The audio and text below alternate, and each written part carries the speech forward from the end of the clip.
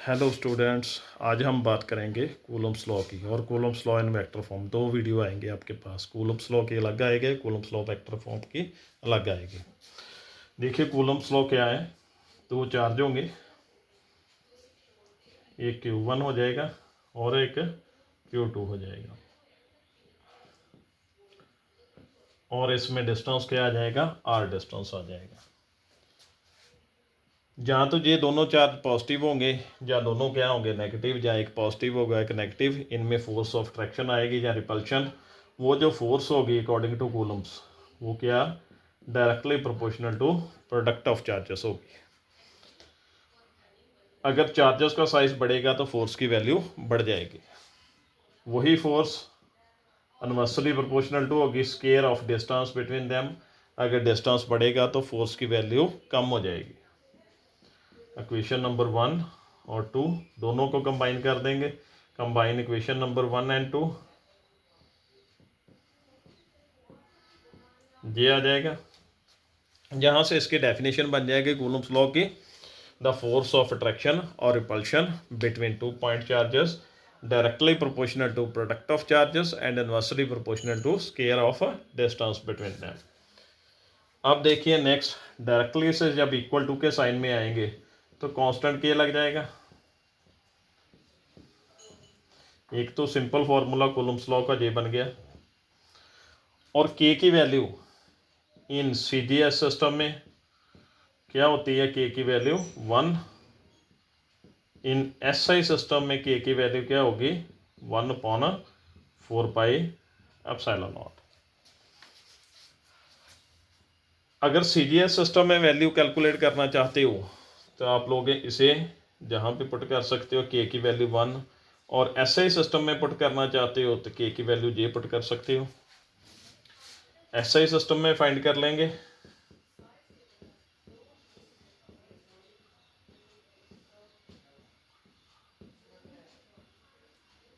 ये Coulomb's law का दूसरा फार्मूला जो है वो बन जाएगा। किसी टॉपिक में ये यूज़ करेंगे, किसी टॉपिक में ये यूज़ करेंगे हम फार्मूला। अब साइलन नॉट क्या था, absolute permittivity for the free space. ये कांस्टेंट है जिसकी वैल्यू 8.85 इंटू 10⁻⁻12 है। फिर से देखिए कूलम्ब्स लॉ क्या है, दो चार्ज हैं, दोनों में डिस्टेंस R है। फोर्स ऑफ अट्रैक्शन आएगी या रिपल्शन आएगी, वो जो फोर्स होगी directly proportional to product of charges and inversely proportional to square of distance between them. दोनों को कंबाइन कर देगा, ये बन जाएगा कूलम्ब्स लॉ की, जहाँ से डेफिनेशन बन जाएगी। डायरेक्टली से इक्वल टू के साइन में आएंगे, के कांस्टेंट। के क्या होगा, कौन सा कांस्टेंट होगा, फोर्स के साथ आया तो इलेक्ट्रोस्टैटिक फोर्स कांस्टेंट। दो चार्जेस में जो फोर्स होती है वो इलेक्ट्रोस्टैटिक फोर्स का होती है, इसलिए इलेक्ट्रोस्टैटिक फोर्स कांस्टेंट बोल दिया जाएगा। इन CGS सिस्टम में के की वैल्यू 1 है, और SI सिस्टम में के की वैल्यू क्या है, 1/4 पाई एप्सिलॉन नॉट। ये वैल्यू को जहाँ पे पुट कर देंगे, ये कूलम्ब्स लॉ का फार्मूला जो है वो बन गया। अब देखिए के की वैल्यू न्यूमेरिकल में क्या है। न्यूमेरिकल में के की वैल्यू यूज़ करोगे, जहाँ पे लिख देता हूँ 9 इंटू 10⁻9 होगी इसकी वैल्यू। और यूनिट आप लोग यहाँ से फाइंड कर सकते हो, जैसे फोर्स के न्यूटन, डिस्टेंस के मीटर स्क्वायर, कूलम के नीचे आ जाएंगे तो कूलम स्क्वायर नीचे आ जाएगा, newton metre square coulomb square. जहाँ से आप यूनिट जो है के की वैल्यू फाइंड कर बना सकते हो। ये था आप लोगों का कूलम्ब्स लॉ। अब एप्सिलॉन नॉट के यूनिट्स, डायमेंशंस और वैल्यू जो है इस टॉपिक के साथ फाइंड की जाती हैं, वो फाइंड करेंगे। इसे मैं रब कर देता हूँ।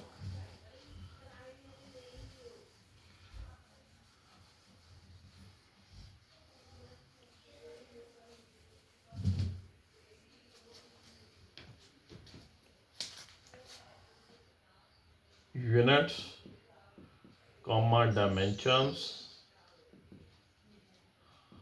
And value of epsilon not. Epsilon not की जहाँ से वैल्यू फाइंड कर लेंगे इस इक्वेशन से, from equation number A 1/4 pi F Q1 Q2 upon R²। Units देखो सिंपल बन जाएंगे। यूनिट्स ऑफ एप्सिलॉन नॉट क्या बनेंगे, फोर्स के न्यूटन बन गए, चार्ज के कूलम, अगेन कूलम, और डिस्टेंस के metre. Coulomb square, newton inverse, metre inverse square. Force के न्यूटन, चार्ज के कूलम, ये भी कूलम, और मीटर स्क्वायर बन गया। ये ऊपर चले जाएंगे, पावर माइनस में आ जाएगी। अब देखो डायमेंशनल फार्मूला कैलकुलेट करना है इसका। देखो मास के डायमेंशंस यहाँ पे लिख देता हूँ, रफ वर्क कर लेते हैं थोड़ा सा। मास के डायमेंशंस एम होते हैं, लेंथ के क्या होते हैं एल, और टाइम के टी। फोर्स के चाहिए dimensional formula F equal to M A, Newton second law का फार्मूला था। और एक्सेलरेशन का फार्मूला क्या होता है, वेलोसिटी अपॉन टाइम, और वेलोसिटी का क्या है, डिस्टेंस अपॉन टाइम। टाइम में एक पहले या तो टाइम स्क्वायर हो जाएगा। मास के कैपिटल एम, डिस्टेंस के लेंथ में होंगे, टाइम के टी स्क्वायर, ऊपर आएगा तो पावर माइनस। और किसके चाहिए, करंट के। करंट का फार्मूला यूज़ करेंगे, चार्ज के चाहिए। चार्ज के चाहिए, करंट का फार्मूला यूज़ कर लिया। क्यू की वैल्यू क्या आ जाएगी, आई टी। करंट के यूनिट एम्पियर होते हैं तो ये लिख लूँगा। टाइम के क्या होते हैं, टी। करंट के यूनिट जो होते हैं उसका फर्स्ट लेटर जो होगा वही डायमेंशंस हो गए। अब जहाँ पे पुट कर देते हैं, फोर्स के क्या आ गए, ये डायमेंशंस आ गए इसके डायमेंशंस। फोर्स के क्या होते हैं, ये फाइंड किए हुए हैं, एम एल टी की पावर -2। और चार्ज के ए टी, और जहाँ भी क्या आ जाएगा ए टी। और उसके बाद डिस्टेंस है तो उसके लेंथ स्क्वायर आ जाएंगे। एम एक है तो पावर ऊपर जाकर -1, एक एल जे और 2 जे एल की पावर -3। टी ऊपर जाएगा प्लस में हो जाएगा, टी की पावर 4 आ जाएगा, 3 4 ए स्क्वायर। ये इसके डायमेंशंस जो है वो बन गए। ये रफ वर्क में देख सकते हो आप कैसे इसके बने हैं। लास्ट इसकी वैल्यू कैलकुलेट करनी है हमने। वैल्यू देखो कैसे कैलकुलेट करेंगे, एप्सिलॉन नॉट की इस फॉर्मूले से कैलकुलेट करेंगे। प्रॉपर नोट्स जो है मैं वो भी टॉपिक के साथ डाल दूंगा, वहां से आप डाउनलोड कर सकते हो।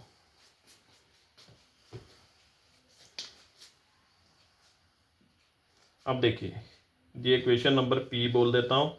इस इक्वेशन से आप एप्सिलॉन नॉट की वैल्यू कैलकुलेट कर लेंगे, 1/4 पाई के। 4 पाई की वैल्यू 3.14, के की वैल्यू अभी आपको बताई 9 × 10⁻9 आ जाएगी। अब इसमें देखिए, इसको जब सॉल्व करोगे वैल्यू बनेगी 8.85 × 10⁻12। और यूनिट जो है ये फाइंड किए हैं, इसके यूनिट जो है वो लिख देंगे, coulomb square, newton inverse, metre inverse square. ये इसकी वैल्यू आ गई। अगर वीडियो अच्छी लगी तो अपने दोस्तों के साथ शेयर कीजिए। Thank you.